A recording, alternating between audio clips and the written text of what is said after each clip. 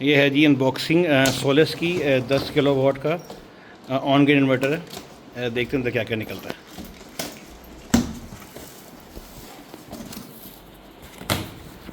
अच्छा जी, ये इसकी MC कोई कनेक्टर्स हैं। ठीक है, ये इसका वाईफाई डोंगल है। ये इसका स्टैंड होता है। ये इसके MC4 कनेक्टर हैं जी। ये इसकी इंस्टॉलेशन गाइड है जी। ठीक है, और ये मेन इन्वर्टर आ गया ना। जी सील पैक होता है।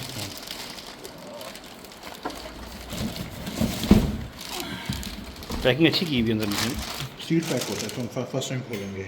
अच्छा अच्छा, सील होता है। हाँ जी, प्लास्टिक का सील होता है। तो मैं खोल लेना, ये सारा सील हो जाएगा।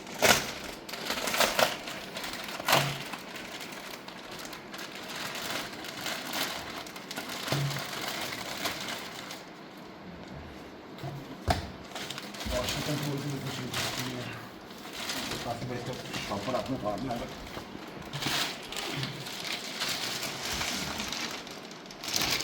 अच्छा, ये अब इसके अंदर ये सर इसके अंदर ड्यूल इनपुट PV, ये इसका आइसोलेटर स्विच DC का ऑन ऑफ, और यहाँ पे हमारी लग जाएगी डोंगल वाईफाई की, और ये इसका डोंगल होता है जो कि AC इनपुट और आउटपुट एक ही होती है। ठीक है। इसके अलावा इसके अंदर जो सा है वो ये इतनी बड़ी हीट सिंक होती है जी, जिससे ये ठंडा होता है।